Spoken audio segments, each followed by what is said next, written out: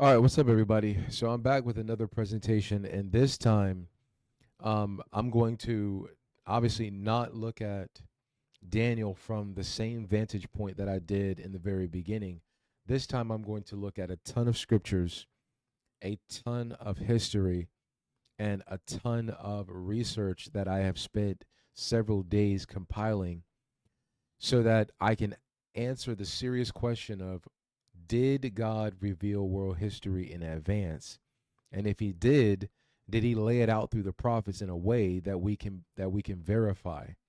Because if the scriptures really declare the end from the beginning, then world empires, global systems are not random occurrences. They follow a very consistent pattern. And if that pattern is still with us today, then what does that mean about the structure that Daniel saw? So this is not about conspiracy theories. This is only about the biblical text and history itself. So I'm going to be going line upon line, precept upon precept, looking at passages from Daniel, Revelation, and I'm going to be looking at the sequences. So as a professional educator, my goal is to teach you. So what that means is there might be some repetition here, because as human beings, the best way we learn is through repetition, by doing something over and over until we master it. So I need you to stick with me so that you can see what's happening in the book of Daniel and with all of these prophecies that I'm going to look at today. So first off, as you can see, the title of this presentation is The Times of the Gentiles. Now, that phrase didn't come from my own mind or something that I learned in public school or primary school or even a theological blog. That phrase actually came from Christ himself. So I'm going to, if it came from Christ himself, I'm going to allow the scriptures to define it, because everything that is in the scriptures is not written out of a vacuum, or it's not written so that we could rely on other people to say something about it. The prophets knew what they were talking about, and I'm going to let the scriptures speak for themselves. So Daniel chapter 2 and Daniel 7, Revelation 13, Revelation 18. And so those four pillars, if you will, are not going to be random prophecies that are scattered across the Bible, because what it does is it addresses one system, but it's going to be viewed from different angles. It's kind of like having four different people witness something take place, and they're going to look at it from obviously different vantage points. And Daniel chapter 2 is going to deal with the structure itself. And then while Daniel chapter 2 deals with that, Daniel 7 gives you the nature. And then Revelation 13 gives you the composite end stage system, what that composite image or beast or figure looks like. And then Revelation 18 exposes the economic engine behind all of this. So again, this presentation is going to require your cognitive ability and your cognitive discipline to be able to go through. Okay, so this is not going to be it's not going to be light work. Okay, and if you want to fragment it, take a little bit here and then a little bit there. That's perfectly fine. But I'm going to be dealing with the structure of this, and again, this is taking me about, I'd say, maybe 72 hours or more to compile. So I do appreciate you spending some time with me.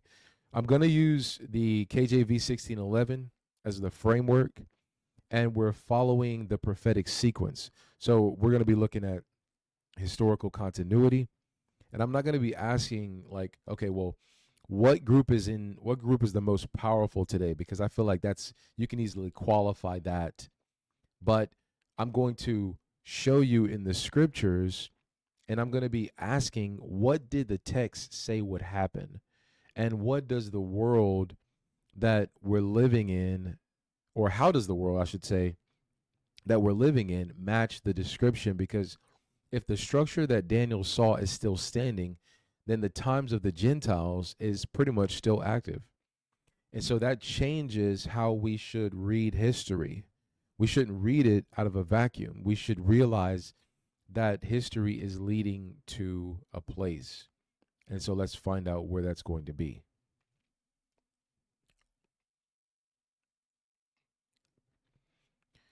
All right.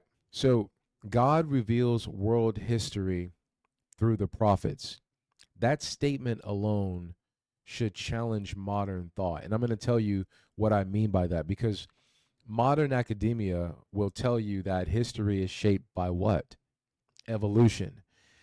It is through psychology, economic forces, and even political theory. So they'll point to people like Charles Darwin and say that, look, he came up with a scientific compilation of human beings evolving from apes into man.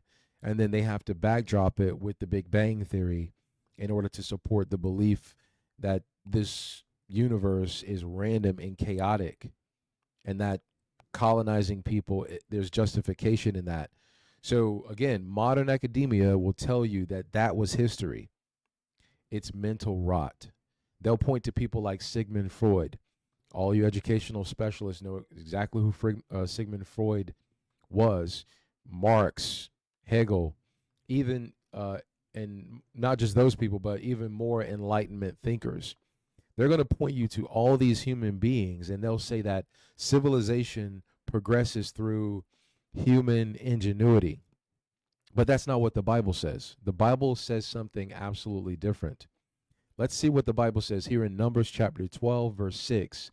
Numbers chapter 12, verse 6 says, "If there be a prophet among you," referring to the Israelites, "I, the Lord, will make myself known unto him," or excuse me, "I will make myself known unto him in a vision." So if God is going to make himself known unto him in a vision and will speak unto him in a dream, then what does that say to us?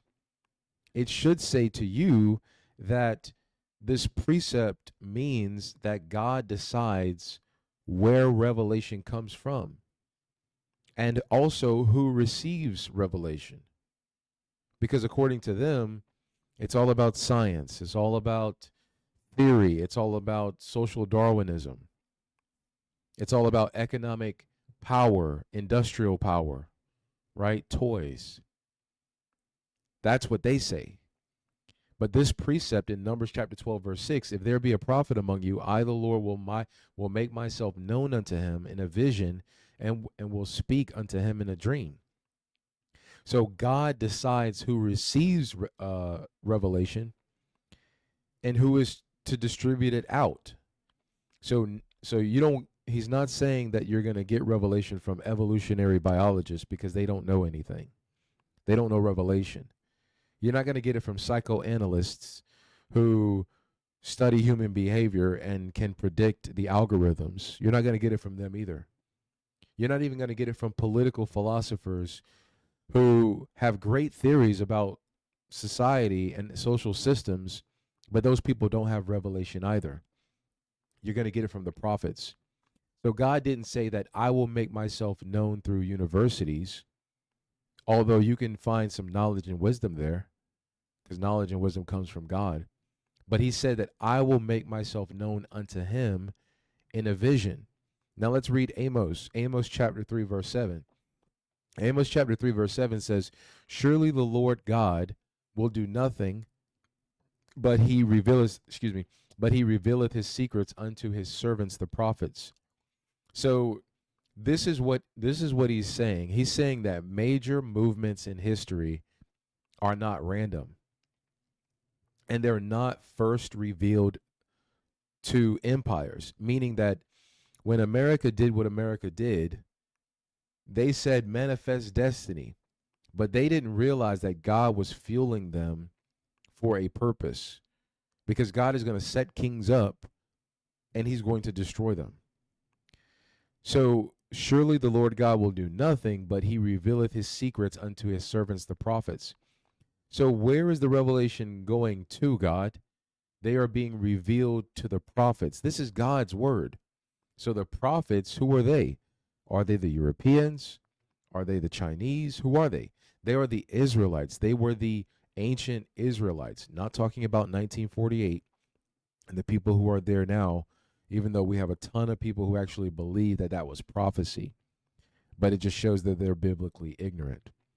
So The prophets were Israelites. They weren't Babylonians, Greeks, Romans, Europeans, or modern Western theorists. Isaiah was an Israelite. Jeremiah, Ezekiel, Daniel, all these guys were Israelites. So the blueprint of world empires came through Israel. They knew what was going to take place. And that's not nationalism by saying that revelation only came through Israel. That's just God saying that. And that's textual reality. And again, anytime I use the term Israel, do not misunderstand that I'm referring to the 1948 community, because those people are not connected to ancient Israelites whatsoever. Moreover, I'm going to anchor this in Isaiah 46 verse 9 and 10. It says, declaring the end from the beginning and from ancient times, the things that are not yet done. So what does that mean? It says that God declares history before it unfolds. So notice the sequence. From Numbers chapter 12 to Amos to Isaiah, God tells you that he's the one. He said, if there's a prophet among you, I'm going to make myself known. To who? The prophets, declaring the end from the beginning. So God declares history before it happens.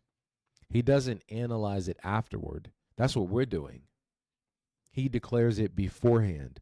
So when Daniel outlines Babylon, then Medo-Persia, then Greece, then Rome, he's not speculating. He's actually receiving a structured revelation, which means that this presentation that I'm giving you right now is not built on human philosophy. It's built on a prophetic discourse. And if prophecy is real, which we're going to substantiate that, then history follows revelation, not the things that I mentioned earlier. So I hope you understand that. Let's continue. Precept upon precept. All right. So now I'm establishing the method, because you need a method. If you don't have a methodology, then you're going to be inventing meanings, which is where evolution comes from, which is where human psychology and all those things come from. So look at this slide. We're going to be looking at Daniel 2, 7, 8, 2nd Ezra 11, 11 and 12, Revelation 13, Revelation 17 and 18. That's a chain. So these aren't random books or isolated prophecies. These are chains. Moreover, Isaiah chapter 28 verse 10 says, for precept must be upon precept, precept upon precept, line upon line upon line, here a little and there a little. So this is, and again, you might be like, well, what does that mean? God doesn't dump the whole system into one chapter, which is why when you look at the New Testament, all the New Testament writers who were Israelites, who were non-Europeans, gave their commentary on the Old Testament.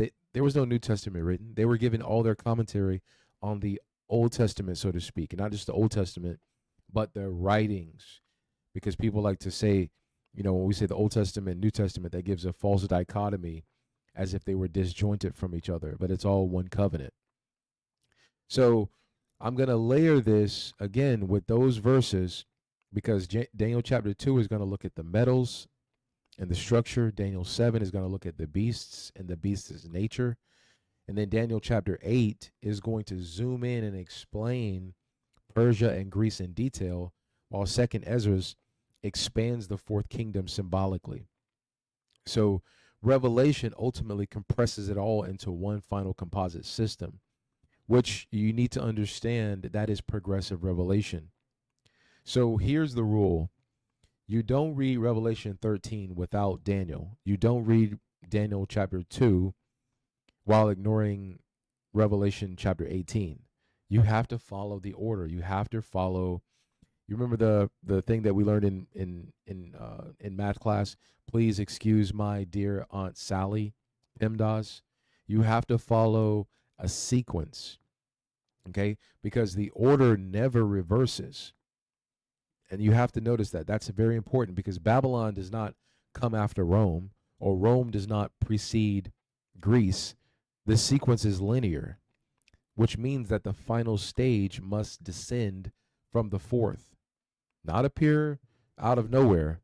So when we interpret, we have to stay within that context, because the text defines itself, which is not circular reasoning, by the way, because the structure gives the explanation. So there's no jumping outside of that framework. Now, let's go on to slide number 4. Slide number 4, Daniel chapter 2. All right.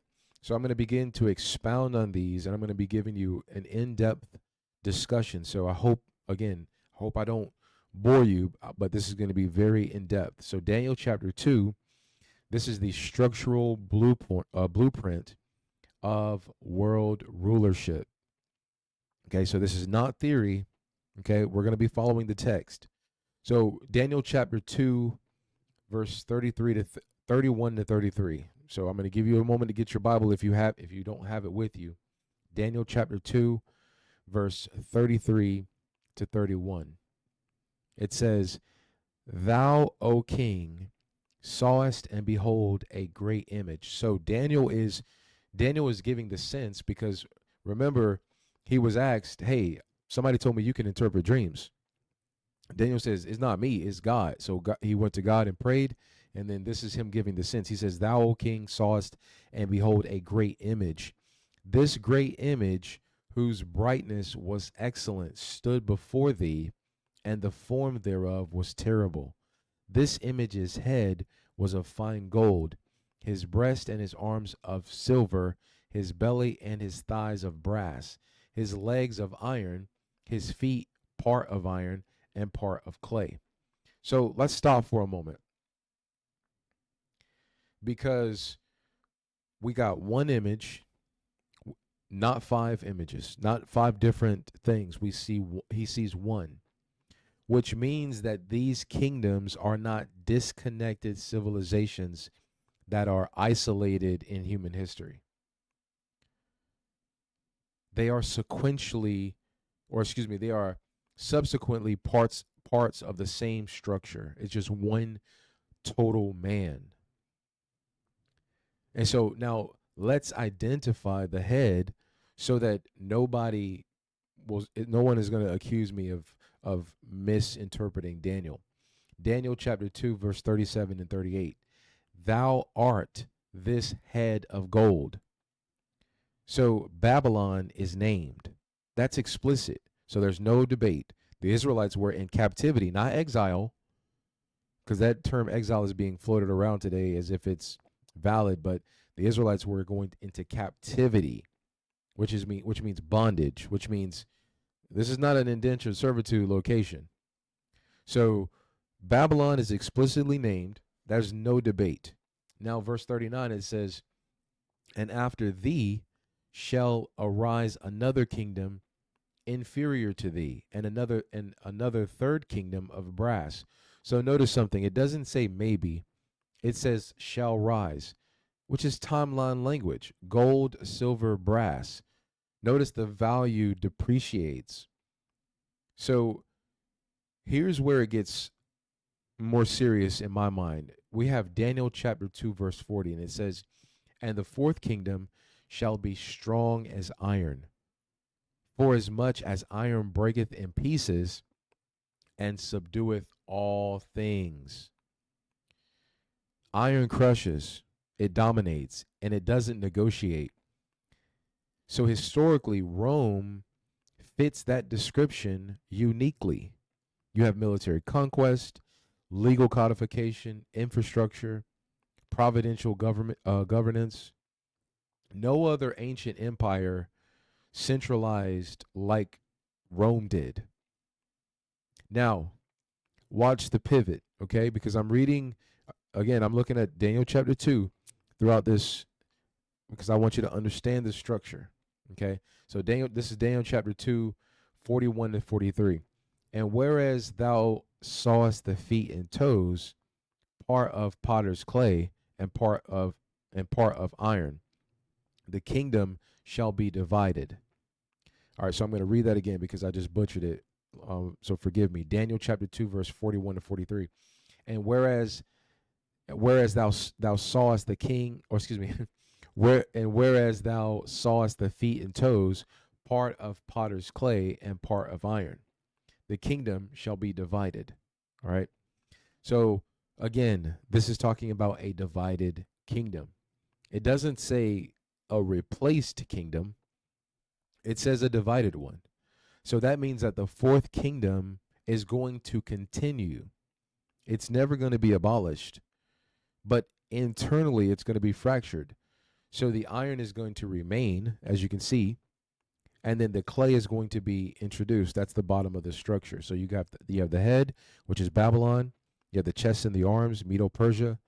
The belly and thighs, which is Greece, and then the legs, Rome, and then the feet. You have that divided kingdom. Daniel chapter 2, verse 44.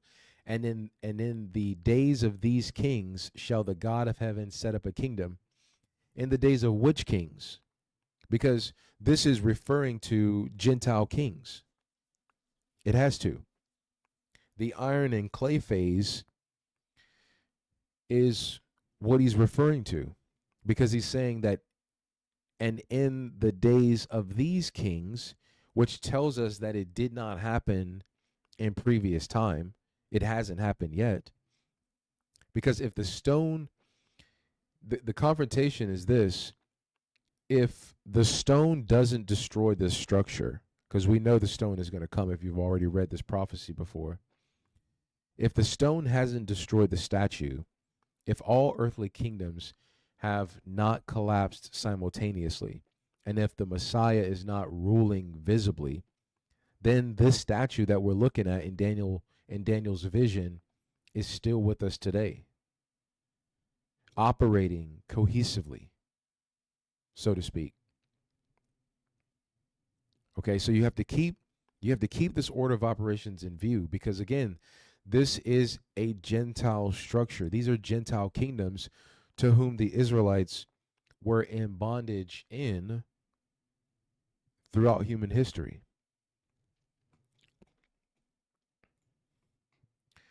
World empires foretold by Daniel.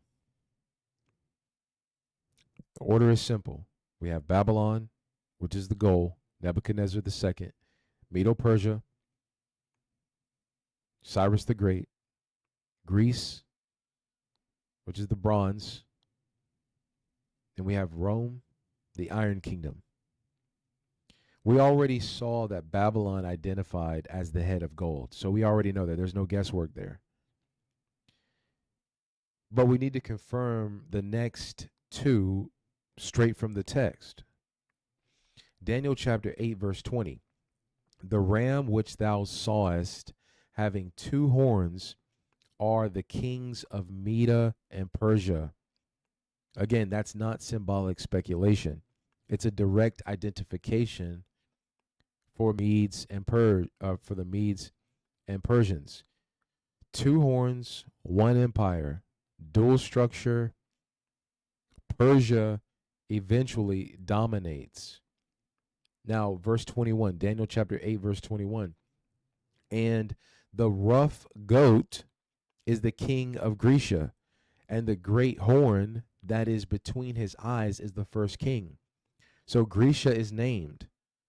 The first king is historically Alexander the Great, or Alexander the Greek, or Alexander the Macedonian.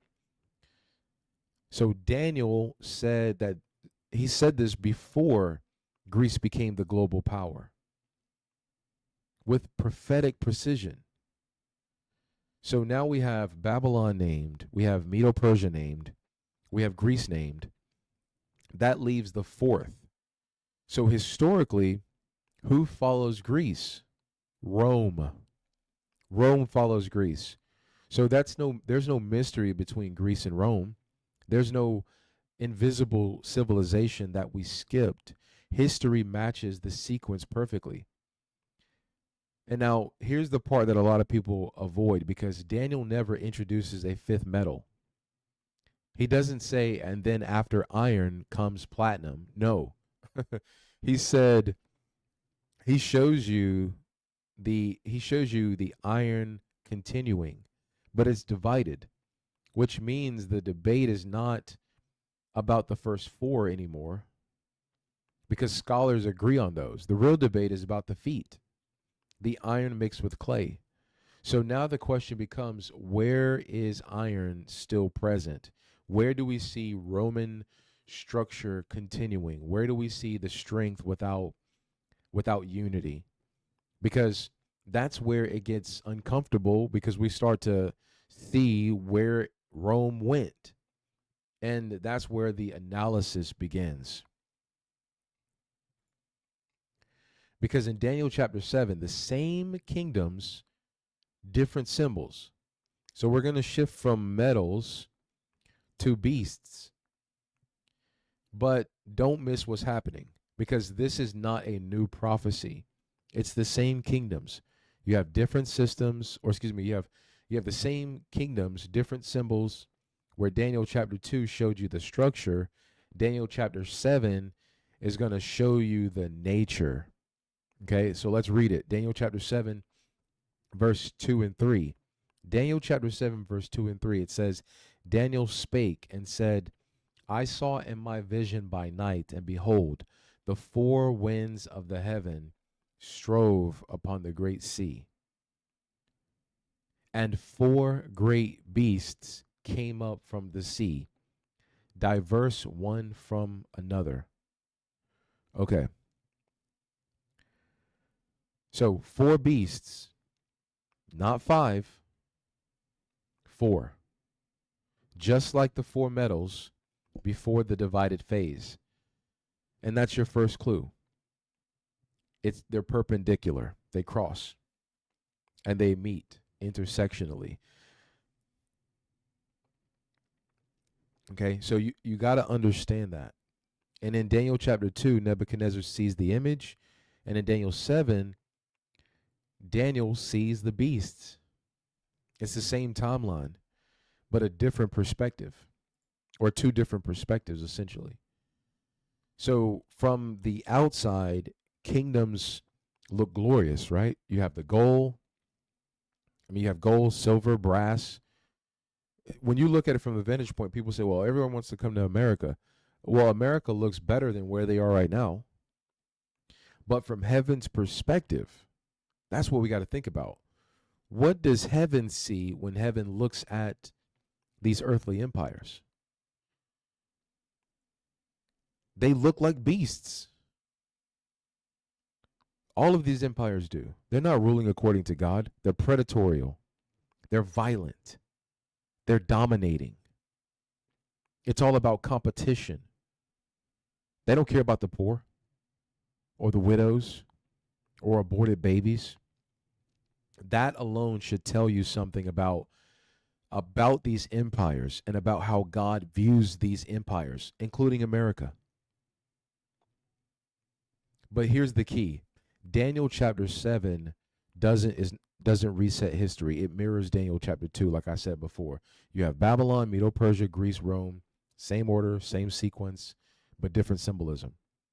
So if someone tries to interpret Daniel 7 without Daniel chapter 2, you're essentially breaking the structure.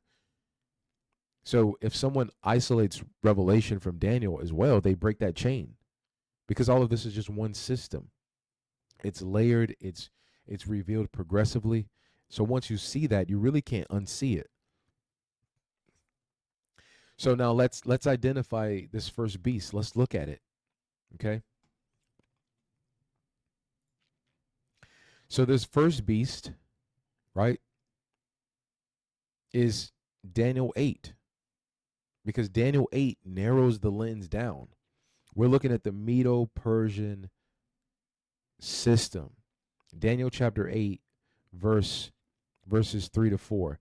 Then I lifted up mine eyes and saw, and behold, there stood before the river a ram, which had 2 horns, and the 2 horns were high, but one was higher than the other, and the higher came out last. I saw the ram pushing westward and northward and southward. So this is what it's saying. You have 2 horns, one higher than the other. The higher one rises later. So historically, that matches the Medo-Persians exactly. The Medes came first, then the Persians rose later and became dominant. You have Cyrus the Great, a Persian king who consolidated that empire. That's not a fringe interpretation. In fact, that aligns perfectly one to one. Even critical scholars like John Collins, and while I may be citing him, I don't agree with everything that scholars say, but I believe that this is absolutely credible. He said in the, I think it's called the Hermenia commentary on Daniel, he acknowledged that Daniel chapter 8 clearly identified the Medo Persian structure symbolically. Okay. And some of you may know who James Collins is. I mean, I guess he's pretty credible. So there's that. But so the Bible, essentially, all we need is the scriptures.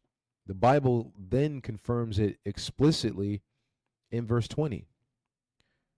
So that's pretty secure. Now, let's look at Greece. Daniel chapter 8, verse 5 to 8. And as I was considering, behold, a he goat came from the west on the face of the whole earth, and the goat had a notable horn between his eyes. Freaky creature. And the great horn was broken, and it came up four notable ones toward the four winds of heaven. Now, this is where it really gets precise because the goat comes from the west, ironically, and then it moves rapidly. It touched not the ground. So that thing is moving quick. We're talking about speed. We're talking about not very many years. Who does that describe? Historically, that describes Alexander the Great, or the Greek, I should say. So in roughly 10 years, I want to say, maybe 334 to 323 roughly BC, 334 to 323 BC, I believe, he conquered the Persian Empire and then extended Greek control from Macedonia all the way to India, Hellenized. So keep in mind, that region wasn't colonized before him. So just keep in mind there was colonization that took place under Alexander the Greek.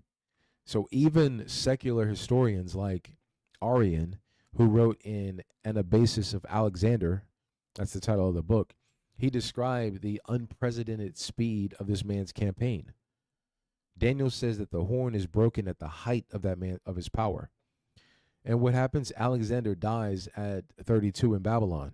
He dies at the peak of really his campaign. So not only does he die, but he dies unexpectedly at the peak of his dominance. Then the prophecy says you have four horns that rise in his place, which happened because after Alexander's death, his empire did not pass to a single heir. I mean, the man was sexually immoral. He didn't have any children, as far as I'm aware of. His empire was passed on to four generals. Cassander, who controlled Macedonia and Greece. Then you have, I think his name is pronounced Lysimachus, which took Thrace and parts of Asia Minor. Then you have Seleucus, who controlled Syria and eastern territories, and then you have Ptolemy, who ruled Egypt. So those four generals, that's division, and that division is well documented in classical history. So you'll find it in many different writings. You'll find it in modern academic texts, all about Hellenistic history. So Daniel chapter 8, verse 22 even explains that. It says, "Four kingdoms shall stand up out of the nation, but not in his power." I mean, it doesn't get any like at this point, when you're reading Daniel and you're looking at human history, you should say, man, look, this God is who he said he is. So if that's not you, you really need to evaluate your life. So what does this mean? Meaning the four kingdoms shall stand up out of the nation, but not in his power, meaning that they inherited the territory, right? Four kingdoms shall stand up out of the nation, but they're going to They're not going to have Alexander's singular dominance. They're not going to be as sweeping as him. That was prophecy with precision. And so here's why it matters, because if the Medo-Persian government unfolded exactly as it was described, if Greece unfolded exactly as it was described, if Alexander's sudden death and four-way division unfolded exactly as it was described, then Daniel is writing, or excuse me, and then Daniel is not writing vague prophecy. He is laying out structure, geopolitical transitions in Gentile kingdoms, because all these people are Gentile heathens, Gentile heathen kingdoms. And if the first parts are accurate, then we have no intellectual reason to suddenly treat the fourth kingdom as symbolic fantasy. That's consistency. That's credibility. So now when we move forward, because Greece is fractured into four, Rome absorbs what remained. And that's where the iron enters fully. The fourth beast, Rome. Rome. This is where it really should settle in for you, because the first three are not debated. You have Babylon, Medo-Persia, Greece. That debate is essentially never a debate. But the debate is here. You have Daniel chapter 2, verse 40. And the fourth kingdom shall be strong as iron, for as much as iron breaketh into pieces and subdueth all things. So iron is not decorative. It's not a precious metal or material. It's very crushing. It's hard. It's almost impenetrable. And it's centralized. If you look at the elements, it's very dense. It's dominating. Now, historically, who follows Greece? We said Rome, right? So there's no major world empire between Greece and Rome. That's not me giving you theology. That's just history. Daniel chapter 7. Daniel chapter 7 verse 7 says, "After this I saw a fourth beast, dreadful and terrible, and strong exceedingly, and it had great iron teeth." So notice something. This fourth beast isn't compared to a lion or a bear or a leopard as what was depicted of those other creatures. It's describing something absolutely unnatural, really. It says that this creature is dreadful, it's terrible, it has iron teeth. That matches Daniel chapter 2 with the iron again. Now let's anchor this historically, because it's got to make sense. Rome developed, right? Rome developed a professional standing army. We're talking about legions. Read some of the history books. These people were not anything to mess with. Rome was crazy. Providential governance structures. They had acting regimes in various locations. That's gonna become pivotal as we go into this presentation. Centralized taxation. They had taxation representation in different geographical locations. And you have to keep in mind they owned Palestine at the time of Christ. Essentially, they had colonized that region. That region belonged to Rome. Road systems connecting the empires. Very, very structured and strategic. A legal codification across all territories. If you were in Rome territory, you knew it. Let's just put it like that. So no ancient empire standardized law across such a vast territory the way that Rome did. But here's where the scholarship is going to support this, okay? Because you need some scholarship to support what I'm saying. We have a man by the name of Edward Gibbon, Edward Gibbon, Edward Gibbon. In his book titled The History of the Decline and Fall of the Roman Empire, he describes Rome's administrative and military dominance as being unmatched in antiquity.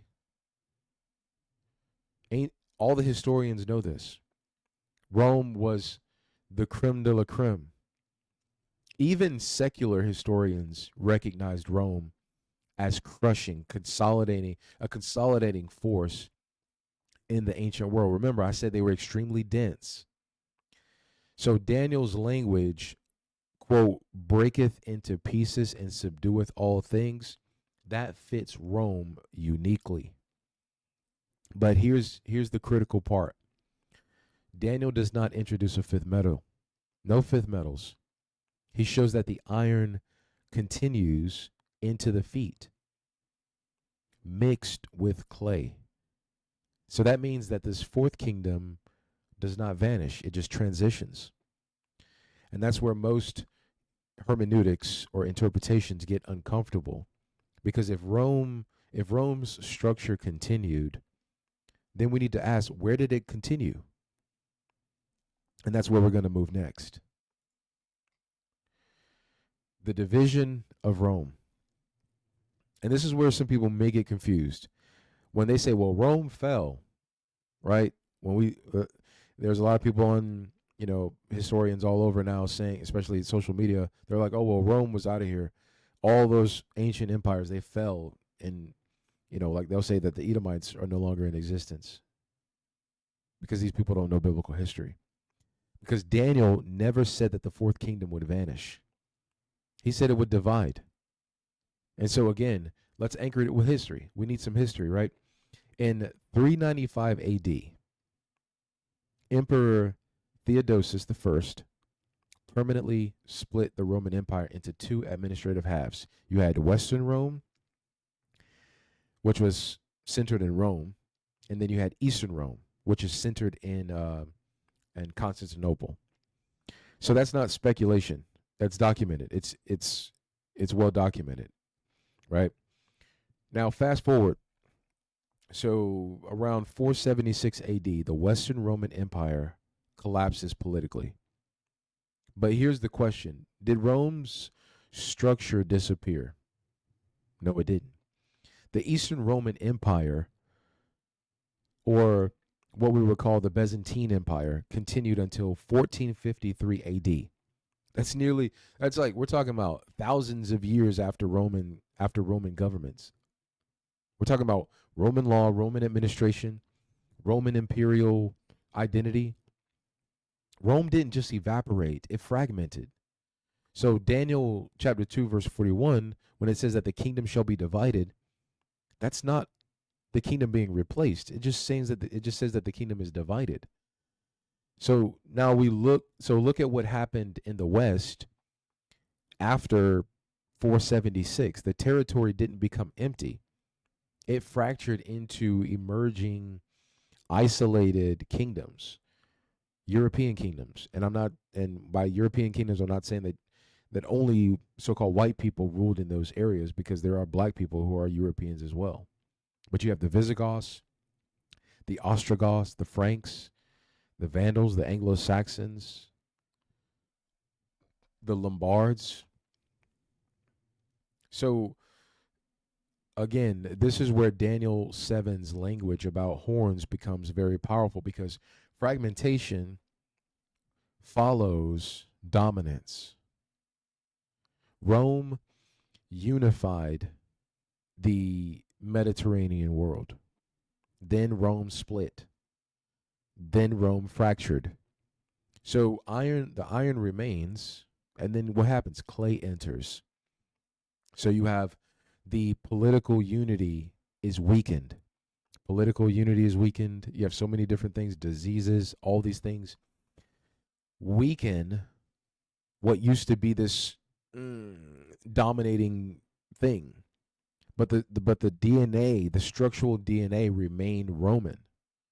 So if you look at the law, the language, their administrative models, the church state framework, that's iron. And that iron is still present with us today. Western civilization sprang from that decay. So the division doesn't mean that they disappeared. It means it was unstable. within continuity still.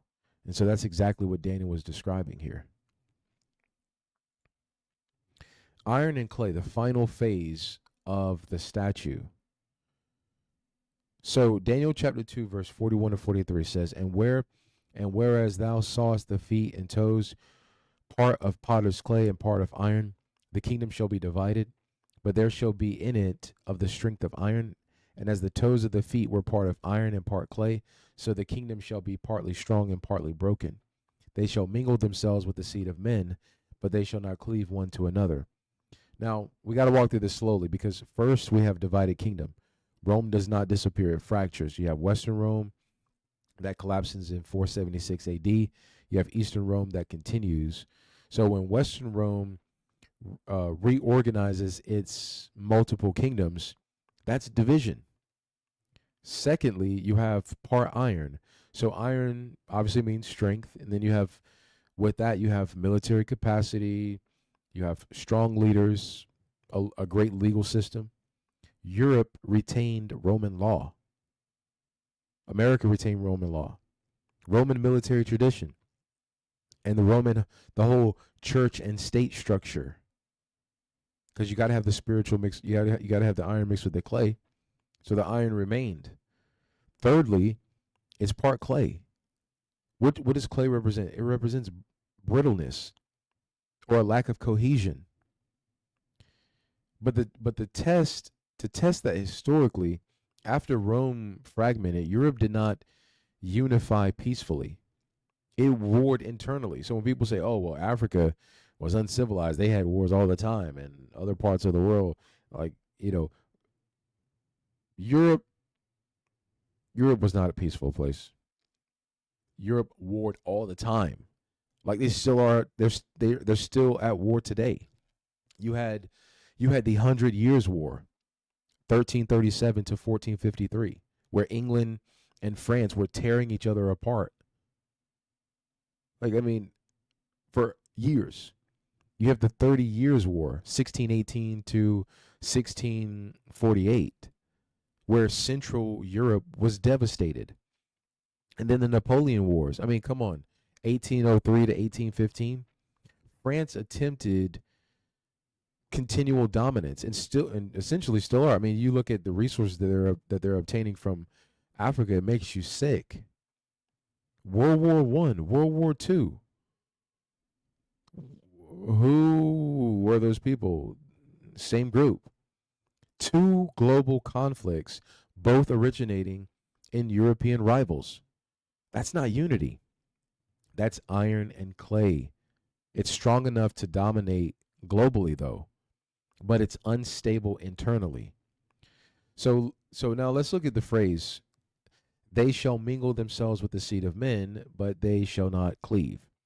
So again, historically, we know that certain royal houses attempted unity through intermarriage and even incest. We know that happened in Europe. The Habsburg dynasty, they married all across Spain, Austria. I mean, the Holy Roman Empire, it's well documented. The British, the Germans, the Russian royal families were interrelated before World War One.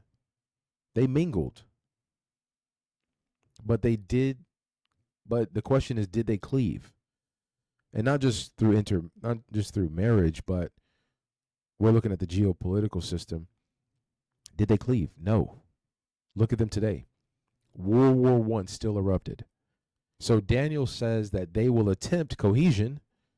They'll attempt to negotiate. You have foreign policy. You have meetings all over, right? They'll attempt that. But no matter what they do, structural instability will remain, because that's prophecy. And that's prophetic language. That's what Daniel is talking about. He's describing centuries of European political reality. Now, my summary below, we have the divided kingdom. It's partly iron, partly brittle. They're attempting to mingle. Structurally unstable. We're not talking about vague symbolism. It's observable history. But here's the key: the stone strikes during this phase, not during Babylon, not during Greece, not during Rome, but during the iron and clay stage. So if iron and clay conditions still exist, then we're still in the final phase of the statue. And that means that the decisive movement, or excuse me, the decisive moment that this structure is going to be destroyed has not yet occurred, right? Now, we need to continue because I want, again, repetition is how we learn and how we retain things. So, this particular slide, this is one of the most, I want to say, I'll say Daniel chapter 2, verse 42 is very interesting to me because it says, and as the toes of the feet were part of the iron, or part of iron and part of clay, so the kingdom shall be partly strong and partly broken. Okay, so partly strong, partly broken, which that means that we're looking at a weak system, people. We're looking at from the outside looking in, it looks very powerful. It's a powerful system, but we're talking about internal instability. So if you're an American, if you're in Europe even, you know that there is instability. Even though it looks shiny and beautiful on the outside, it doesn't mean that on the inside it's not full of dead men's bones. So strength on the outside, whitewashed tombs, fractured on the inside, dead men's bones. Now, historically, after Rome fragmented, again, Europe didn't become powerless. It became globally dominant. We're talking about like colonial expansion happened. Okay? You got to keep that in perspective. Naval supremacy, the development of maritime trade, the Industrial Revolution, global trade control. You had the Spanish Inquisition. Let's get out all of the negros, etc. Let's get them all out of all the maritime locations. That's why you don't have any negros in North Africa or any other coastal regions, because when you're near the water, that means money. So Spain, Portugal, France, Britain, and even the United States, obviously, that's iron. They're the iron kingdoms. Military projection, economic reach, institutional infrastructure. But we got to look at the broken side, obviously, because obviously on the outside looking in, we're talking about, I mean, aerial travel, bombs, nuclear weapons, all those things. Of course, intense strength. They can do whatever they want to do. They're going to live by the sword either way. But let's look at the broken side, because endless internal wars with, like religious issues after the Reformation, right? They tried to, break away from the Catholic Church and say, well, and then, if you were an Israelite, or at the time, Jew, a black Jew or whatever, it don't matter. You had to be baptized, or you were going to be expelled, or you were going to be taken, shipped out with the rest of them to the Americas as a slave, which did happen to a ton of Hebrews who were black. So the broken side of it, you got the religious fragmentation after the Reformation.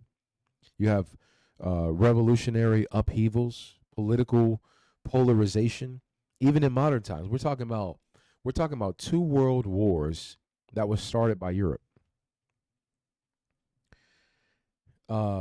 This guy named, I think is Brexit, I think that's how you pronounce his name, Brexit. He fractured the European Union. We're talking about debt crisis, which essentially destabilized Greece and even Southern Europe. The United States faces extreme partisan gridlock and fiscal instability today. But they have a strong military, and they're strong economically, but essentially politically extremely brittle, culturally fragmented. You have the white nationalists over here, you have the liberals, you have all this like Nonsense. And now they're talking about if we don't have cultural continuity, then how are we going to be a people? We're going somewhere in the future, brothers and sisters, and you got to be prepared. But this place is socially divided. That's not collapse, that's tension. So Daniel didn't say that he didn't say weak and broken. He says partly strong, partly broken, which is that's a system that's still able to stand on its own 2 feet, but internally strained. It's almost like you can stand up, but you have, I think it's called multiple sclerosis, or one of the diseases where your bones are very brittle. And I may have butchered that, so if you in the comments, please correct me. But the system is still standing, but internally strained. So here's the confrontation. If you can identify a global power structure that fits the description today, then you are looking at the iron and clay phase, which means that the stone has not struck yet. It's very, very easy. And so this is not sensationalism. I'm telling you, it's very, very plain. Mingle with the seed of men. Daniel chapter 2, verse 43. So we got to stay disciplined with the text. And it says, and whereas thou sawest iron mixed with clay, they shall mingle themselves with the seed of men, but they shall not cleave one to another. So what is that precept saying? It's saying that there will be a mixture, no cohesion, integration. But that integration will occur without unity. So when you separate those categories clearly, on one side you have an empire structure, on another side you have social fragmentation, because you have the iron and the clay. So if you start with the iron, we're looking at the legal codification, the centralized authority, military power. Modern Western governance still operates on those Roman derived legal systems.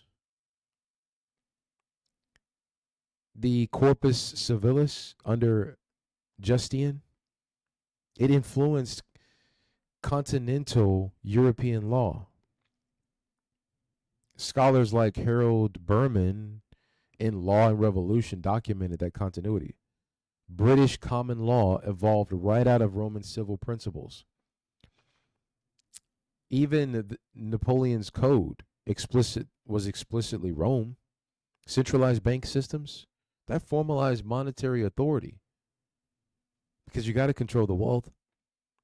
Standardized armies, very professional, permanent military projection. That's the iron. And then, so the clay deals with the social fragmentation. You have political scientists. They say that now we're living in a time where America's the most divided it's ever been, as if it wasn't divided at its beginning. Then you have Robert Putin in his book titled Bowling Alone, where he documents civil fragmentation in the United States. So the political scientists know, the social scientists know. You have polarization indexes from institutions like Pew Research that show there's a widening ideology division in America. When you try to have a conversation with somebody about X, cognitive dissonance, they don't want to hear it, or they have some other ideology, or they may hold to traditional beliefs and may not be willing to hear anything new. That's data. That's not anecdotal. So right-wing polarization all across Europe and the US. You have left-wing progressive movements that they say want to restructure social norms that were established. Each side sees the other side as an existential threat. So they mingle within one state. But guess what? They don't cleave. It's impossible. So having one political system in America, that's absolutely possible. That will never happen. So they do not cleave.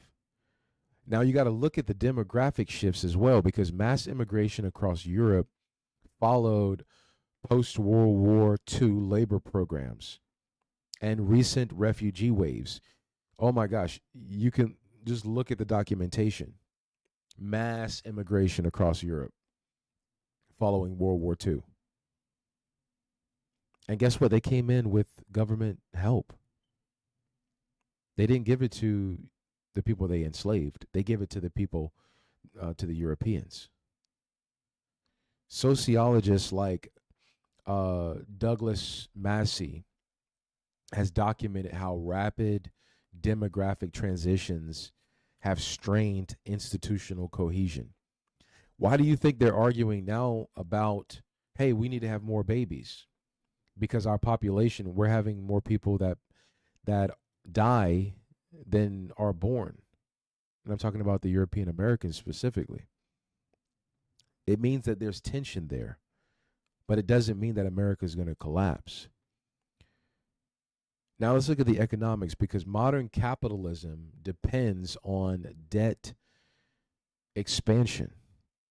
So we have the empire structure, we have the social fragmentation, but we got to look at the economics, because economics, economists like Thomas Pinckney in his book titled Capital in the 21st Century, he highlighted increasing wealth concentration in advanced economies. So global debt to GDP ratios are at an astronomical or historical high. So iron financial infrastructure, clay fiscal fragility, strong markets, weak cohesion. So Daniel doesn't say it's a weak empire again. He said it's partly strong, partly broken. That's where the military comes in. But the internal ideology is very, very toxic. Revelation 13, Daniel collapsed into one system. So this is where it all converges, because we have Revelation 13 is not introducing something brand new. It is Daniel. Again, like I said, the New Testament writers gave a commentary on the Old Testament, but it's collapsed into one system. So Revelation 13 verse 2 reads as this: and the beast which I saw was like unto a leopard, and his feet were as the feet of a bear, and his mouth as the mouth of a lion. So leopard, bear, lion, where have we seen that before? Daniel 7, Babylon, Medo-Persia, Greece. And Daniel's fourth beast had iron teeth. So now John sees one beast carrying all these features at once. That means Revelation is not restarting history. It's just compressing previous empires into one composite system, showing textual continuity. Even mainstream biblical scholars acknowledge the link. I mean, for example, G.K. Beale in the book of Revelation, he noted that John intentionally draws imagery from Daniel 7 to describe the final beast. Of course, that should be your logical deduction, because John is not inventing symbols. He is reusing Daniel's prophecy. But you got to think, what does it mean? Babylon's centralized empire, the administrative governance of Persia, the cultural dominance of Greece, and Rome's military power. It's all inherited, all accumulated, and it's all absorbed. So what modern system projects global military power or influences international law, even dominates trade systems? The final empire inherits all prior systems. It's not mystical, it's geopolitical. Revelation 13 shows that the final phase is going to be cumulative. We're talking about one system that has expanded, but it's integrated, and it's also global. So if Revelation 13 is Daniel compressed, then we're not looking for a disconnected future empire. We're looking for a matured form of the fourth. And that's where the cohesion is. The stone without hands, the stone cut without hands. Now, this is where we should be rejoicing, because when we read it carefully, Daniel chapter 2, verse 34 to 35, thou sawest till that a stone was cut out without hands, which smote the image upon his feet that were iron and clay, and brake them to pieces. Then was the iron, the clay, the brass, the silver, the gold broken to pieces together. So notice the language, cut out without hands. So that means no human origin, no political revolution, no democratic reform, no gradual evolution, no legislation. This is talking about divine intervention. Now, look at what it strikes. It doesn't hit the gold. It doesn't hit the chest. It doesn't hit the feet. The iron and clay phase. So that means that the final stage of the fourth kingdom must still be active when the stone comes. Has a stone come? No. Verse 44 to 45 in chapter 2. And in the days of these kings shall the God of heaven set up a kingdom which shall never be destroyed. It shall break in pieces and consume all these kingdoms. So in the days of these kings, not centuries later, not after the system dissolves on its own, but during the iron and clay phase. So when it strikes, everything collapses together. The gold, the silver, the bronze, all of the metals or materials simultaneously, which means global Gentile dominance ends. It's over. And that's what you should be rejoicing over.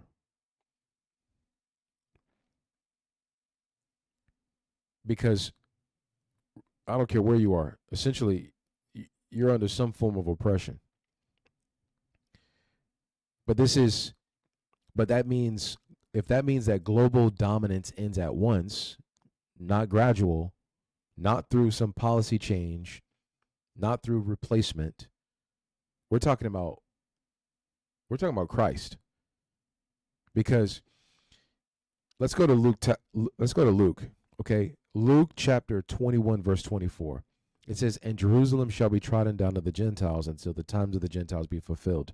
So notice the word until, which implies duration. So it didn't mean that it was going to occur right then, because you got some people that, trying to, doomsday prophecy. No.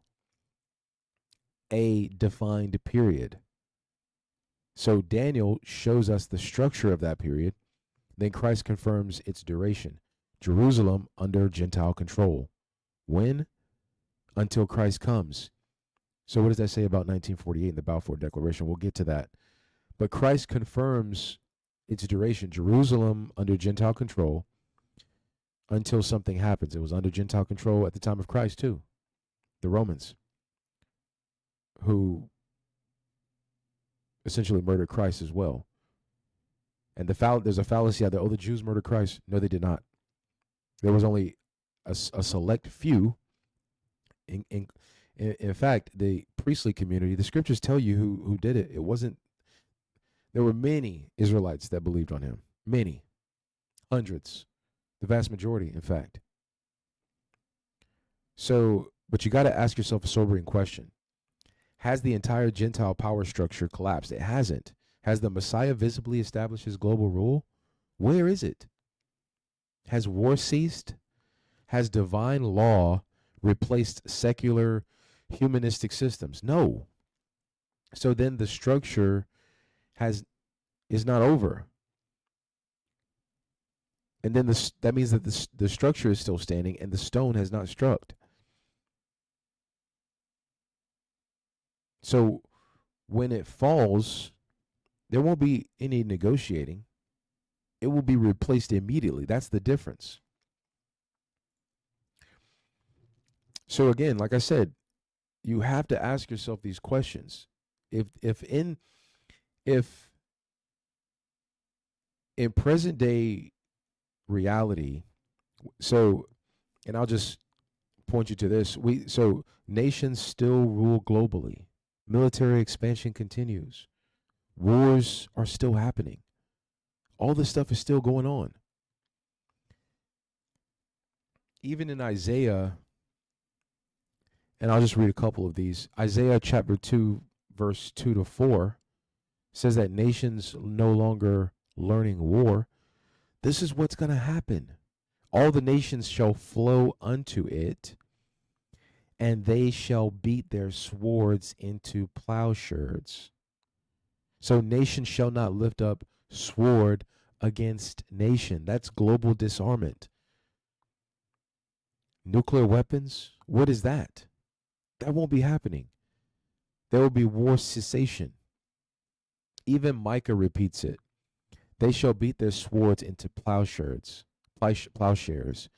Neither shall they learn war anymore. So we don't need any more military academics. No more defense budgets.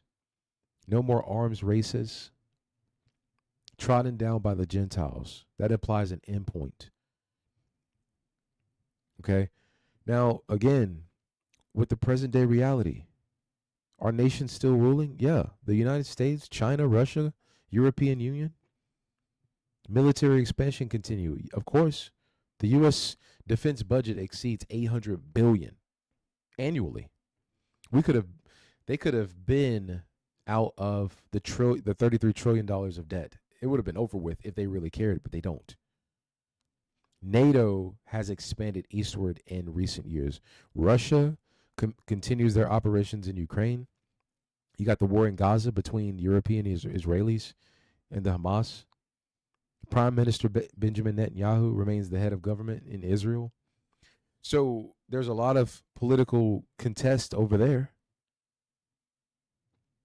Where's the global disarmament? There's none. The United States, Russia, China maintain nuclear arsenals. North Korea even continues missile testing. Iran remains under international sanctions over nuclear development concerns because they're afraid that they're going to get nuclear weapons. So wars are going on. Ukraine, Gaza, regional conflicts in Africa.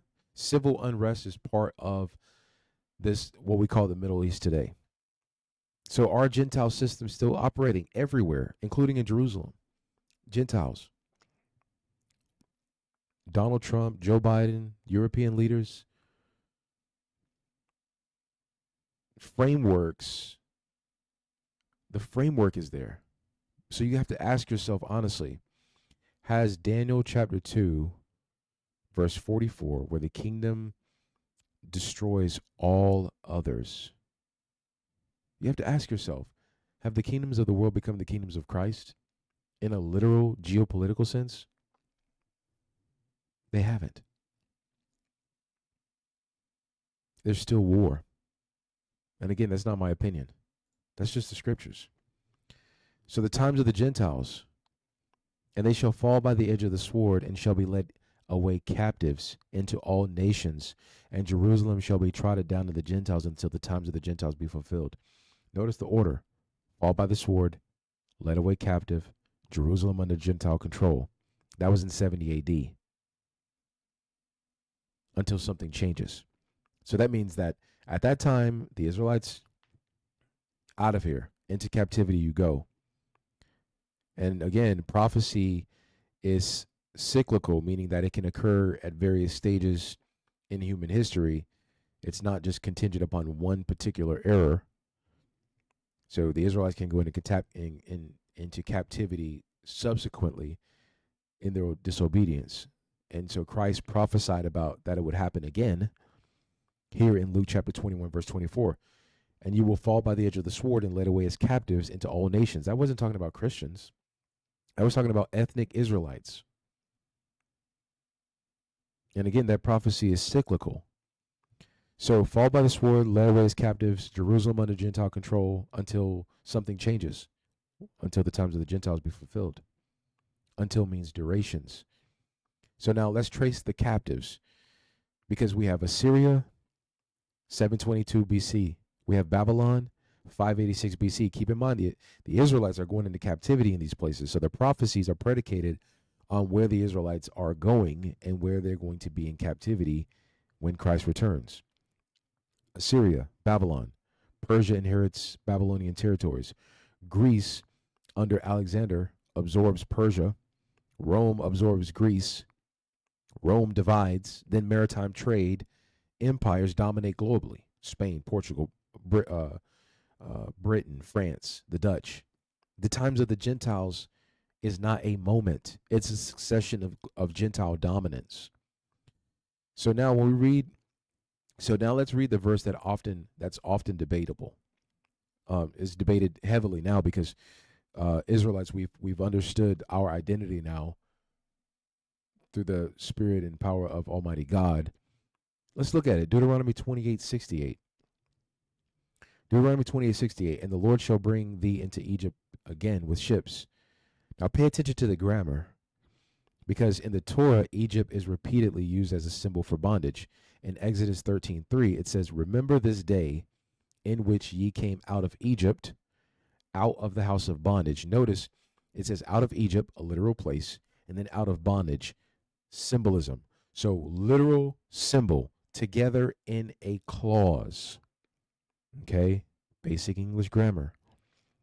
So now, Egypt equals bondage. So in Deuteronomy 28, Egypt functions symbolically, meaning a return to bondage. But the verse also says with ships. So ships are not symbolic here. Ships are a mode of transportation. So you have a symbolic term paired with a literal mechanism. A literal mechanism. I just demonstrated how that works grammatically. So the Bible does this consistently. The Israelites did this consistently as how God told them to write. In Zechariah 9, verse 9, it says, Behold thy king, it says, Behold thy king unto thee, behold, I'm butchering that.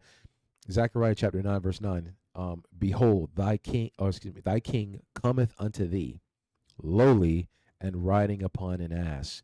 Zechariah chapter 9, verse 9, Behold thy king cometh unto thee, lowly and riding upon an ass. So the king is literal, the donkey is literal. But daughter of Zion in that same verse is symbolic language for Jerusalem. And even we can say that, Behold the king that cometh, this was talking about Jesus, lowly and riding on an ass. So a literal king riding on an ass. And you can, there's so many ways to look at this grammatically, because it has a symbolic descriptor. It has literal action. It's the same structure, all in Zechariah chapter 9, verse 9. And again, there's other references that I can pull, but I'm not going to do that right now. But the same structure. So Deuteronomy 28:68 can grammatically contain symbolic Egypt, meaning bondage, and literal ships, meaning maritime transport. Now let's look at Joel. Joel 3:6. Joel 3:6 says, The children also of Judah and the children of Jerusalem have ye sold unto the Grecians. Sold? That's transactional language. I mean, you hear the people over there today, oh, we were never slaves. We know, because this prophecy is not about you. It's about us. It's about our ancestors. Now, Revelation 18:13, and slaves and souls of men. That's economic trade language. So you have to look at it historically. The transatlantic slave trade, West Africa, Caribbean plantations, European markets, the Spanish Inquisition, these are documented maritime routes. Human cargo transported by ships and through insurance contracts written in London. Commodities returned to Europe. That's not myth. It's recorded economic history. But here's the point. The times of the Gentiles includes successive captivities. Not just Babylon, not just Rome, a structured pattern of Gentile domination. So Assyria, Babylon, Persia, Greece, Rome, the divided kingdom, maritime empires. And Luke says that Jerusalem remains under Gentile power until the time is fulfilled. So if Gentile political power still dominates globally, if Jerusalem remains politically contested, then the times of the Gentiles is still with us today, brothers and sisters. Revelation chapter 18, the merchant system. So again, this chapter is not mystical poetry. Revelation 18:13 says, And the merchants of the earth shall weep and mourn over her, for no man buyeth their merchandise any more, the merchandise of gold, silver, precious stones, cinnamon, wine, and oil, and beasts and sheep, horses and chariots and slaves and souls of men. So notice all of those things that are mentioned. And then slaves, souls of men. Talking about commodity, listing it's commodity that's being transactional here.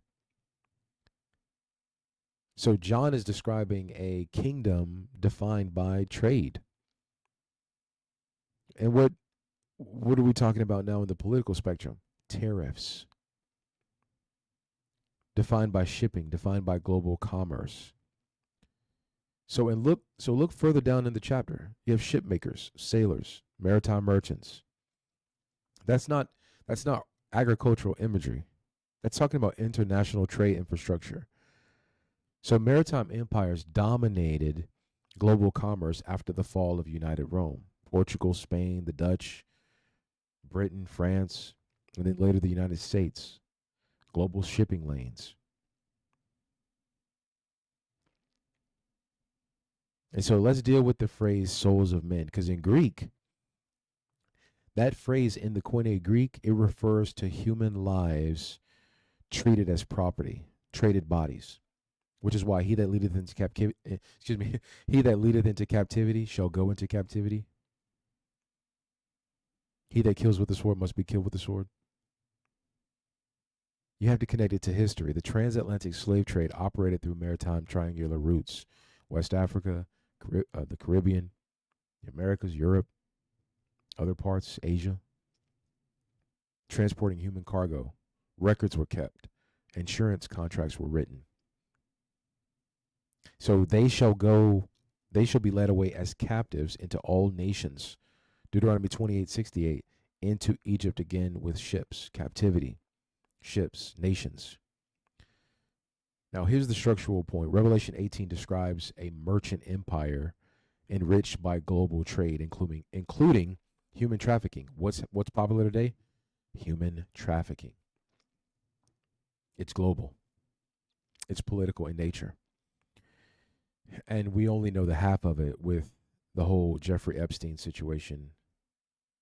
We only know the half. But Luke describes Israelite captivity into all nations. Deuteronomy describes transportation by ships into bondage. And that's not me arguing emotionally. Revelation 18 is not merely about ancient Rome. It describes a system of globalized commerce so interconnected that when it collapses, the merchants of the earth are going to weep. The merchants of the earth are going to weep, brothers and sisters. I hope you're seeing this, because I'm telling you, this is how you know it's not merely about Rome. That means it's not regional. It's global. So now you need to ask yourself, do we currently live in a globalized trade system? The answer is yes. Over 80% of the world's goods move by sea. Over 80%. You have international banking networks that regulate transactions, shipping lanes, military secured. You cannot go anywhere without the Coast Guard. They know back and forth. Like, these shipping lanes it's governed. All of it's governed. We're talking about a merchant system architecture in a way. So if that system has not collapsed, then Revelation 18 has not yet occurred, right? In its final fulfillment. And that's not me being a conspiracy theorist. That's just me looking at things logically. So the power of the sea, Daniel chapter 7 and Revelation 18. So Daniel chapter 7 verse 2 and 3 says, Daniel spake and said, I saw in my vision by the night, and behold, the four winds of the heaven strove upon the great sea. The four beasts came up out of the sea. So the beasts rise from the sea. Prophetic language. Sea often represents nations, mass populations, political turbulence. But here's something that you need to understand, because there's also something literal happening here. You have empires rising through control of trade routes. Go to Revelation 18, verse 17 and 19. And every shipmaker and all the company and ships and sailors stand afar off and cry, Alas, alas, that great city, for in 1 hour is she made desolate. That's maritime collapse language. Shipmakers weeping, sailors mourning. That means that the empire being judged in Revelation 18 is sustained by global shipping. Let's bring in some history because we have a guy by the name of Alfred Mahan in his book titled The Influence of Sea Power Upon History. He argued that global dominance depends on naval supremacy. You need ships. That's military doctrine. The British Empire dominated the 18th and 19th centuries through naval control. The United States today, to this day, maintains the largest navy in the world. Carrier strike groups,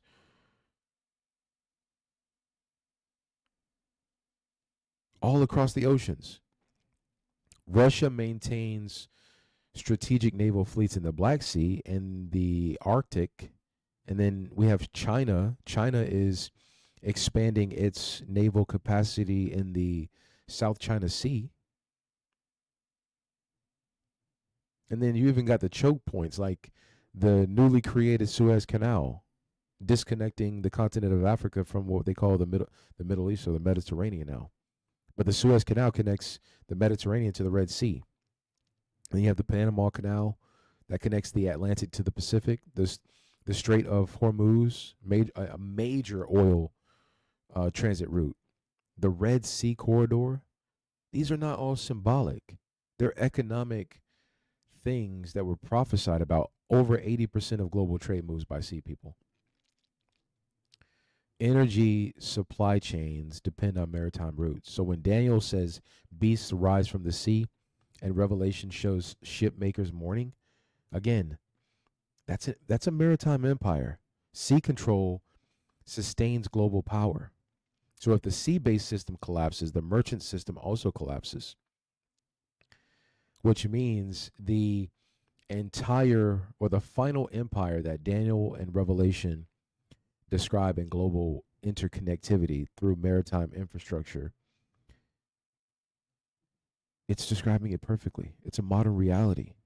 And until that collapses, the structure still remains. If the fourth beast is the fourth beast still alive? So now we have to ask the question directly. Is the fourth beast still alive? Now, in the sense of empires wearing togas, right? Oh, excuse me. I should say not in the sense that empires are wearing togas, but structurally, right? Is the fourth beast still alive? And you got to look at you got to look at this image that I have up here. On the left hand side of the screen, you have ancient Rome. We got the eagle, imperial authority. The SPQR Senate, that stands for the Senate and the people of Rome. Senatus Romanus. So that was the governing formula of the Roman Republic and their later empire. A Senate, a legislative body, law codified and centralized. Roman civil law systems, people, public spectacles like coliseums, where you can go and watch the games. Entertainment was used to unify, essentially, through sports, right? You like your sports teams. It was also used to distract and pacify the masses. So the phrase bread and circuses, that comes from Roman political strategy to keep you away from the things that actually matter. I think his name was Juvenal. He wrote about it, and he basically said how spectacles keep populations calm.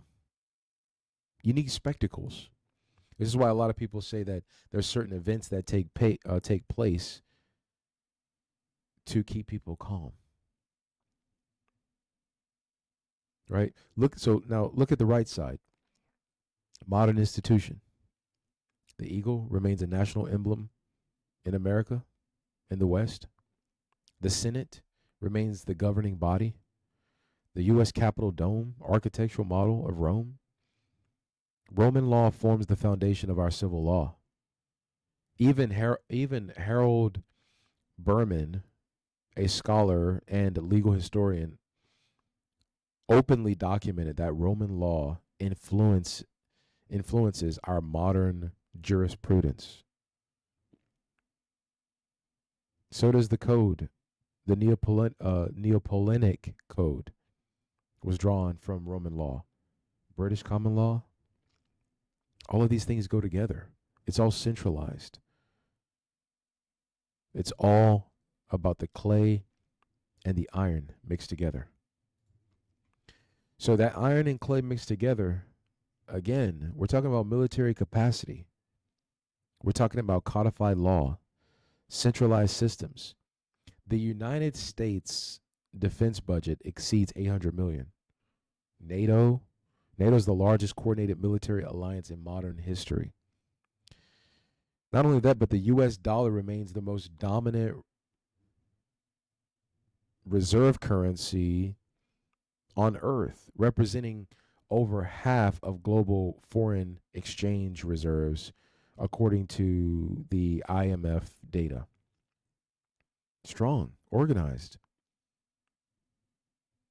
But the clay component, the backsliding, the ideology, the confusion, the educational system dwindling, like all of these things are not coincidental. They're a part of biblical prophecy. So, do iron and clay truly mix? Because people are like, well, I mean, those are two opposing things. Like, they can't truly mix, can they? They mingle, but they do not bond. So, what does it look like structurally, right? You have a modern political theorist who have noted that liberal Democrats depend on social cohesion to function properly. So social trust is a big thing. Then you have people like Robert Putnam, who documented that civil decline is happening. It's eroding. And then you have the rise of Christian, so-called Christian nationalism movements in the U.S., documented by scholars like Samuel Perry, reflecting attempts to fuse the religious identity with European Christianity. They never cleave. Look at Rome, look at Europe. The European Union integrates economics, but nationalist movements push back against centralized control. Social trust weakens. It's pretty clear to me. Now, again, going back to the stone, because again, we have to do repetition. When we come back to these events and the end of the system, he says that he saw a stone that was not cut out with hands. It smote the image at the feet where the iron and clay were together, broke it into pieces, then all of the structure shattered, or excuse me, all of the figure or the statue shattered. So we're talking about divine intervention, people. And in the days of these kings shall the God of heaven set up a kingdom which shall never be destroyed, and it shall break in pieces and consume all of these kingdoms. So in the days of these kings, that's referring to when Christ returns.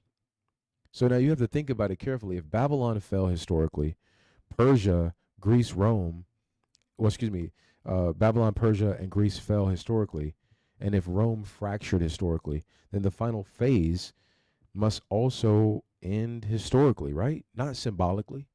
Because you have people out there, oh, it was symbolic. No, it's not symbolic. We're talking about historical events that are going to take place. Now, this kingdom, the kingdom with the 12 gates, that's prophesied in Revelation chapter 21, verse 12. Now, after the stone strikes, after the kingdoms fall, after the iron and clay are broken together, what replaces it? Revelation answers it. Revelation 21 and 12, it says, and had a great wall high, 12 gates, and the gates 12 angels. And the names written thereon were the names of the 12 tribes of the children of Israel. Again, that's not the 1948 group. So notice what's said. You have 12 gates, not symbolic nations, not a generic global collective or some religious group. 12 gates named after the 12 tribes of Israel. So that means covenant continuity. The kingdom that replaces the Gentile system is not culturally abstract. It's structured, it's ordered, and it's covenantal. So Daniel showed us the four beasts and how empire will rise against empire to gain conquest over each other. And Revelation 21 shows something that is going to take place after that. You have a city walled with orders, or excuse me, and those orders being the laws of God.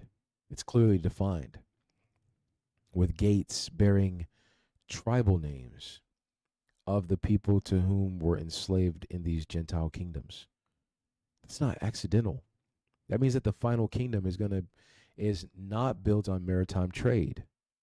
It's not built on military dominance. It's not built on debt expansion or taking taxes from the American people to build up an economy overseas. It's built on covenant restoration. But here's the key. And so if Revelation chapter 21 describes the final state and that state has not yet manifested historically, then the Gentile system is still active. But it's still temporary. And that's what you got to understand.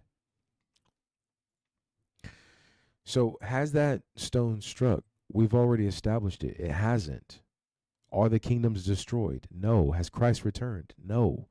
Is the everlasting kingdom established? No. If not, then what does that mean? It means that the image still stands. So who is ruling? Who is ruling right now? These are some questions you got to consider because we're still in the times of the Gentiles. Daniel 7:23, the fourth beast shall be the fourth kingdom upon the earth, which shall be diverse from all kingdoms and shall devour the whole earth. Global scope, not regional, not tribal, global reach. Then Revelation 13:2, and the dragon gave him his power and his seat and great authority. Seat means throne. Authority means governing power. So Revelation does not introduce a new empire. It shows that the fourth system continued, empowered, expanded through continuity, not replacement. Now, here's the question. Is there currently a global power structure that has military reach, economic dominance, and international authority? Yes, there is. Then the fourth beast remains active. So Daniel did not predict disappearance. He predicted division and continuity under divine interpretation. So who's ruling? The same structural system that Daniel described. It expanded, fragmented, but it's still governing until that stone strikes. This is not a mystery. I mean, it is a mystery if you can't see it. Now, that regathering criteria, okay, because we need to deal with the whole regathering, right? So before the everlasting kingdom is established, there is a regathering. It's not a political migration. It's a covenantal regathering. If you read Deuteronomy 30, verse 3 and 4, it says that then the Lord thy God will turn thy captivity and have compassion on thee, and will return and gather thee from all the nations, whether the Lord thy God hath scattered thee. Brothers and sisters, that is deep. That has not happened. That is prophecy. If any of thine be driven out unto the outermost parts of heaven, from there will the Lord thy God gather thee. Notice the subject. The Lord thy God will gather thee. There's plenty of Old Testament references where the Israelites saw manifestations of God. God happened. God appeared in a pillar of cloud. God appeared as a fire bush. God even appeared as theophanies or people. God is the subject. The Lord thy God will gather thee. So not an empire. An empire is not gathering us. Parliament isn't gathering us. A mandate is not going to happen. God himself. Now Isaiah chapter 11, verse 11 and 12. And it shall come to pass in that day that the Lord shall set his hand again the second time to recover the remnant of his people, and he shall set up an ensign of the nations, and shall assemble the outcasts of Israel. So again, he shall. We don't need a political party, or we don't need a Balfour Declaration. We need divine intervention. Now Ezekiel 37, 21 and 22. Behold, I will take the children of Israel from among the heathen, whether they be gone, and will gather them on every side. And I will make them one nation in the land upon the mountains of Israel, and one kingdom shall be, and one king shall be king to them all. One king, one nation, divinely gathered. Now here's my logical point, because if this regathering is God's act, and it includes that the Israelites are going to be coming from the outermost parts of heaven, then the scattering must still be global. It happened globally, like not just in a consolidated area, and it was observable. Luke chapter 21, 24 already told us that we would be led as captives into all nations. Deuteronomy said the scattering would take place to the ends of heaven. Isaiah repeated it. Ezekiel repeats it. So before the kingdom is established, the scattering must be gathered, or the scattered must be gathered. The gathering is divine. That king is singular, and that nation will be unified. So if that has not happened, then we're looking at a prophetic sequence that's still unfolding. Where are we in that prophetic timeline? Where are we? We have Gentile governments ruling, Jerusalem in disarray. Modern churches debate whether we are in the millennium already. Some say that the kingdom is purely spiritual. Some say, oh, those prophecies were fulfilled in 70 AD. Some say everything hinges on modern political developments without checking Daniel's sequencing. And you even have some rabbinic, European Jewish rabbinic interpretations that expect messianic fulfillment without accounting for the iron and clay continuation in Daniel. So if you detach, again, like I mentioned, if you detach Revelation and Daniel, you lose the order, you lose the prophecies, and you essentially end up not making sense. So again, I want to address this because this was not fulfillment of prophecy. Many argue that the establishment of the modern state of Israel in 1948 fulfilled prophecy regathering. So if you test that biblically, the Balfour Declaration of 1917 was a British political statement that supported a Jewish homeland in Palestine. We support it. We'll give you the means to get that. It was backed by European powers, which was later formalized through United Nations partisan plans. That's a geopolitical authorization. They saw that it would be advantageous for them. But Deuteronomy says that the Lord will gather thee. Isaiah 11 says that he shall set his hand again. Then Ezekiel 37 said that I will take the children of Israel. So the subject of every regathering process is always God. It was never about human ingenuity. It was never a handout, none of that. So we don't need Britain, we don't need the UN, we don't need European diplomacy, None of that. No political synthesis, right? Ezekiel 37 says that one king shall be king to them all, not the European Union. That is a compilation of European nations. The nature of that state, they have abortion laws, they abort babies, they have LGBT public events. You think God is okay with that? God is not okay with that. Why would God allow, if he scattered you while you were sinning, why would he allow you to return when you're still sinning? Doesn't make any sense. And in fact, it's contrary to prophecy. Because Luke chapter 21, verse 24, I'm going to keep reiterating that over and over. Jerusalem will be trodden down by the Gentiles until the times of the Gentiles be fulfilled. Jerusalem today remains geopolitically contested because it's occupied by Gentiles. We don't need to be looking there for prophecy. We need to be looking to the scriptures. The Israelites are scattered. We're scattered. And I'm almost coming to a close. The final prophetic conclusion, this is what I really want to get to because, again, I need to sum up everything that we looked at because we need to bring this all together. We have Daniel chapter 2, that gives us the structure. Daniel 7 gave us the nature. Daniel 8 zoomed in on Persia and Greece.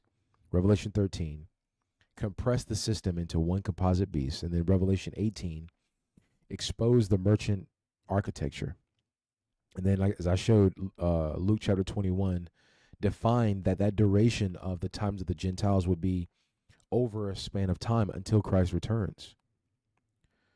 So we're walking through that sequence, and we ask the measurable questions of, have the kingdoms been destroyed? No. Has the Messiah returned and established his dominion? No. Has war ceased? No. God, no. Has the covenant kingdom replaced Gentile governance? No. And that definitely doesn't fit the churches. So the conclusion is very simple. We are still in the iron and clay phase. The fourth beast continued and is continuing, has continued in divided form. It's not a metaphor. It's not symbolic. So when it strikes, it will not reform the system. It will replace the system. That is the final prophetic conclusion. It's not speculation. It's not conspiracy, brothers, sisters. Daniel has not missed yet. This book is divinely inspired. So history is not random. Now, consequential realizations. So the stone rolls soon. God's kingdom is the kingdom of heaven. Judgment day is approaching. So there's no hidden fifth kingdom. The next event is interruption. God's kingdom is not a metaphor. It is the kingdom of heaven replacing the earthly rule of the Gentiles. So if the system is mature, then judgment day is not ancient. It's approaching. Secondly, the kingdom is Israelite. Revelation 22 shows you that 12 gates named after the 12 tribes of Israel, the descendants who were scattered. Daniel 7 says dominion is given to the saints of the Most High, which means sovereignty is going to be transferred out of Gentile power into Israelite rulership. And again, that's not the 1948 community. Gentile powers do not reform indefinitely. They can't. They don't keep God's laws. God's laws are what reform. Thirdly, the gap in time is near its end. The times of the Gentiles has been so long. It's time for a change. But the bridge between Gentile dominion and Messianic rule, that's narrowing. It's coming to a close. So the final warning I want to give you is this. This was not philosophy. And this was not speculation. Daniel didn't guess. Isaiah didn't give you theories. And John didn't improvise or give you prophecies out of a vacuum. Those events were set in stone. And these empires have already fallen, or excuse me, empires have already fallen exactly as it was written. Babylon, Persia, Greece, Rome divided. So the final phase stands exactly where prophecy said it would.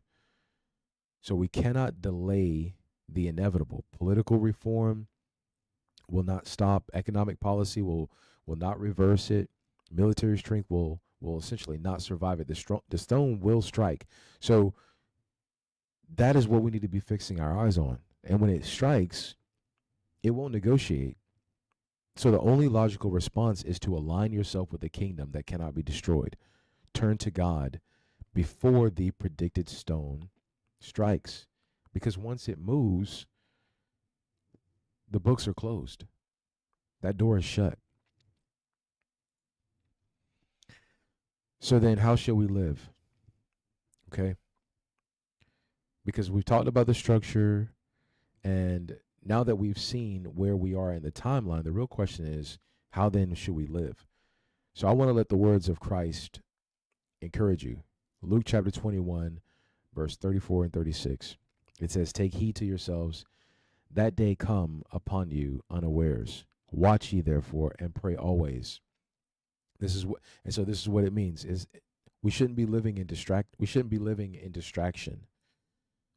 living so as we don't understand prophecy. We shouldn't be numb to what's going on in society. How crazy life is right now. Do not live unaware of the times. There are good teachers out here, Israelite brothers, who are working hard, teaching the truth as it is written. Then you have Mark chapter 13, 33 and 37. "Take ye heed, watch and pray, lest coming suddenly he find you sleeping." And guess what? If you're sleeping, that doesn't mean you're unconscious. That doesn't mean you're dead. It means you're just unaware. You're being careless. You're comfortable inside captivity. You're comfortable inside a collapsing system. Now, Titus chapter 2, verse 11 and 14. "Teaching us that, denying ungodliness and worldly lust, we should live soberly, righteously." That means keeping God's commandments. And godly. That's lifestyle instruction inside the iron and clay phase. So how shall we live? We need to take heed. We need to stay alert, live faithfully, endure until the coming day of the Lord, of our Messiah. And we shouldn't panic or be fearful, but we should be prepared. Because if the stone is next in sequence, then preparation matters. You can't prepare after the fact. And this is not speculation. You have to prepare. We must prepare for the establishment of the kingdom of God, because that's the only kingdom that will stand. So again, I know this was an extremely long presentation, but I really appreciate you sticking here with me. I recorded this in one go. I did not stop and edit because it takes so long, and I have to spend time with my wife and children, so they miss me when I'm not there, obviously. So I appreciate you staying through this entire presentation. The Bible declares that every prophecy given by God will come to pass, not partially or metaphorically or symbolically, but completely. So it is our responsibility to watch, to discern, and to understand the times that we live in. And then remember that Jesus Christ is both the cornerstone and the king. He's the same stone that Daniel saw, the same kingdom that Revelation describes. So lastly, if this presentation helped you see the structure clearly, please support the work, like the video, share it with someone that needs to understand the prophecies of Daniel. Maybe share it with someone in a Bible study. Maybe you guys can watch it together. I will hop on a live with you and have a conversation with you about these things. I love talking about the scriptures, especially on the Sabbath. And don't forget to subscribe to my channel so that you don't miss what's coming next. And stay tuned for more content that's going to be grounded in scripture, in structure, and in the truth. And shalom, family, and I'll see you in the next one.